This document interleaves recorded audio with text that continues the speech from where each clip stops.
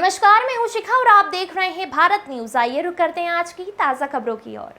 Sapa supremo Akhilesh Yadav आज अयोध्या पहुंचे, जहां वो जिले के मवई क्षेत्र एक बाग में आयोजित इंडिया गठबंधन स्थापित सपा प्रत्याशी अवधेश प्रसाद के समर्थन में जनसभा संबोधित किया। वहीं जनसभा के बाद मीडिया से सपा सुप्रीमो अखिलेश यादव ने कहा, अयोध्या सौहार्द की राजधानी बने, अयोध्या से संदेश सकारात्मक राजनीति का जाए। अयोध्या का संदेश मिलीजुली संस्कृति का है, एक दूसरे के प्रति प्रेम बढ़े और ऐसा वातावरण बने जिसमें कहीं भय की जगह ना हो। लेकिन भारतीय जनता पार्टी ने लगातार नकारात्मक राजनीति से भय का माहौल, डराने का माहौल पैदा किया है। मुझे उम्मीद है कि अयोध्या के वासी इस बार अपने सबसे पुराने नेता अवधेश प्रसाद को चुनकर अयोध्या के विकास को और ऊंचाई पर ले जाने का काम करेंगे। भाजपा ने झूठ बोलकर जिस ऊंचाई पर पहुंचे थे, अब वह ढलान पर आ गए हैं और नीचे जा रहे हैं। उनका काउंटडाउन शुरू हो गया है। जनता अब उनकी कहानी नहीं सुनना चाहती। उनके जो पुराने घिसे पिटे डायलॉग हैं उनको भी नहीं सुनना चाहती है। जिस समय उन्हें पेपर लीक पर बात करनी चाहिए, जिस समय उन्हें नौजवानों की नौकरी पर बात करनी चाहिए, उस समय वह लोगों का ध्यान हटाना चाहते हैं। अपनी बातों से इलेक्ट्रॉल बॉन्ड ने भारतीय जनता पार्टी की पोल खोल दी है। पोल भ्रष्टाचार की भी खुली है और महंगाई की भी। जिस कंपनी से इन्होंने चंदा लिया है, जाहिर सी बात है वह मुनाफा भी कमाएगी और जब मुनाफा कमाएगी तो स्वाभाविक है कि महंगाई बढ़ेगी। इस बार भाजपा के खिलाफ जनता का गुस्सा 7वें आसमान पर है। 140 करोड़ जनता इन्हें 140 सीट के लिए तरसा देगी। उन्होंने कहा, भाजपा ने सिर्फ अमीरों का कर्जा माफ किया है, हमारी सरकार बनी तो हम किसानों का माफ करेंगे। हमारी युवाओं ने मेहनत की, तैयारी की, सालों तक लगे रहे, उन्हें नौकरी मिलेगी। सपा प्रमुख अखिलेश यादव ने कहा, सभी परीक्षाओं के पेपर लीक हुए, सरकार नौकरी और रोजगार नहीं दे रही है। अयोध्या सौहार्द की राजधानी बने। अयोध्या से संदेश सकारात्मक राजनीति का जाए। अयोध्या का संदेश मिलीजुली संस्कृति का हो, एक दूसरे के प्रति प्रेम बढ़े और ऐसा वातावरण बने जिसमें कहीं भय की जगह ना हो। लेकिन भारतीय जनता पार्टी ने लगातार नकारात्मक राजनीति से भय का माहौल, डराने का माहौल पैदा किया।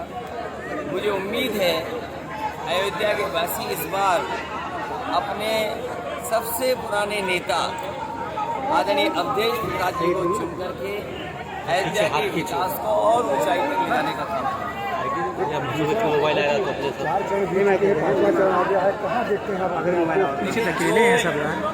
भाजपा ने झूठ बोल करके जिस ऊंचाई तक पहुंचे थे, अब वो ढलान पे आ गए हैं और नीचे जाते जा रहे हैं। उनका काउंटडाउन शुरू हो गया है। जनता उनकी कहानी नहीं सुनना चाहती और उनके जो पुराने घिसे पिटे डायलॉग है उनको भी नहीं सुनना चाहती। जिस समय उन्हें पेपर लीक पे बात करनी चाहिए, जिस समय उन्हें नौजवानों की नौकरी रोजगार के बारे में बात करनी चाहिए, वो लोगों का ध्यान हटाना चाहते हैं अपनी बातों से। लेकिन जनता, नौजवान सब सावधान है। और जहाँ किसान की आय बढ़ानी थी, आज लागत बढ़ा दी, महंगाई बढ़ा दी, भ्रष्टाचार बढ़ा है। और जो इलेक्ट्रॉनल बॉन्ड है उसने भारतीय जनता पार्टी की पोल खोल दी। पोल भ्रष्टाचार की भी खोली और महंगाई की भी। जिस कंपनी से इन्होंने अगर चंदा लिया है तो स्वाभाविक है वो मुनाफा कमाएगी और जब मुनाफा कमाएगी तो स्वाभाविक है महंगाई बढ़ेगी। इस सरकार ने चंदा लेकर के, पैसा वसूल करके भ्रष्टाचार और महंगाई बढ़ाने का नया फार्मूला दिया है।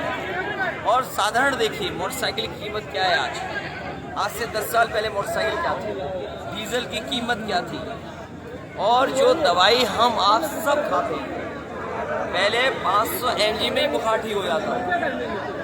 अब बताओ 650 खाना पड़ रहा है mg, उसके बाद भी बुखार नहीं ठीक हो रहा है।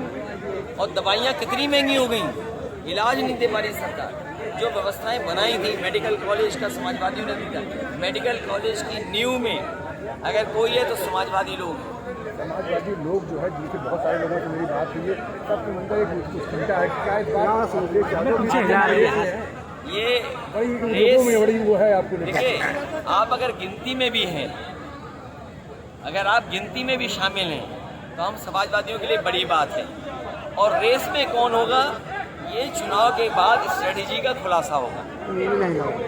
एक आखिरी सवाल है, वो हालांकि इलेक्शन से आपसे जुड़ा नहीं, जो केजरीवाल के घर में मालीवाल का एक बड़ा विवाद आया जो राज्यसभा है सदस्य भी हैं बाकायदा, इसके पहले महिला आयोग के अध्यक्ष थी। बताया जाए कि मुख्यमंत्री के आवास में इस तरह की चीज़ें हुई, तो क्या ये सोचते हैं? क्या घटना हुई है उसकी मुझे सच्चाई में जानकारी नहीं है, क्योंकि आज हमारी और कांग्रेस पार्टी के राष्ट्रीय अध्यक्ष मल्लिकार्जुन खड़गे साहब की प्रेस थी। हम लोगों ने राशन की गुणवत्ता, राशन की मात्रा को बढ़ाने का फैसला लिया, वहीं आटा और डाटा की बात की है। कल हमारी और अरविंद केजरीवाल जी की जॉइंट प्रेस कॉन्फ्रेंस है, मैं समझता हूँ वो बात सामने आ जाएगी कि सच्चाई क्या थी पीछे। क्योंकि महिला सुरक्षा की बात लगातार करते हैं। नहीं, महिला की सुरक्षा विषय है, लेकिन जो ये विषय एक ही पार्टी के बीच का है और एक ही पार्टी की सांसद है, एक ही पार्टी से वो संबंध रखती है, क्या कारण रहा होगा जिसकी वजह से ये बात सामने आई है, वो तभी जान सकते हैं जब हम जानकारी कर लें। अभी मैं उसमें टिप्पणी नहीं कर सकता हूँ, लेकिन महिला सुरक्षा में तो आंकड़े जो बताते हैं उत्तर प्रदेश सबसे पीछे खड़ा है। एक आखिरी सवाल, अब चूँकि आप इलेक्शन के नज़दीक हैं और आप दावा भी कर रहे हैं कि सरकार बनने की स्थिति में है इंडिया गठबंधन, तो क्या कॉमन एजेंडा कोई बनेगा इस तरह का? देखिए, हमारा विजन डॉक्यूमेंट है अलग अलग पार्टियों का अलग हमारा विजन डॉक्यूमेंट है, कांग्रेस पार्टी का मैनिफेस्टो है, लेकिन बहुत सारे बिंदु इसमें कॉमन है। किसानों का कर्ज माफ होना, माताओं बहनों को लखपति बनाना, बच्चों को नौकरी देना, 30 लाख जो जगह खाली है उनको देना, जाति जनगणना कराना, सामाजिक न्याय की बात करना, जिनके साथ आरक्षण में भेदभाव हो उनको आरक्षण दिलवाना। मैं समझता हूँ हम सबका लार्जली जो घोषणा पत्र है वो एक सा है, और जब बहुत सारे घोषणा पत्र हैं तो जनता को तो वन ऑफ द बेस्ट चीज़ मिलेगी, क्योंकि बहुत सारे आइडियाज़ हैं। यहाँ ऐसा नहीं कि एक व्यक्ति की मनमर्जी से सब कुछ चल रहा हो, जो आत्मतुष्टिकरण के लिए कुछ भी फैसला ले सकते हैं।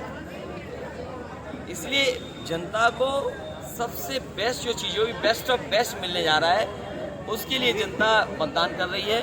और मैं आखिरी कहता हुआ कि लोग अपना अपना आकलन कर रहे हैं, लेकिन इस बार भारतीय जनता पार्टी के खिलाफ जनता का गुस्सा 7वें आसमान पे है। 140 करोड़ की जनता इन्हें 140 सीट के लिए भी तरसा देती है। धन्यवाद।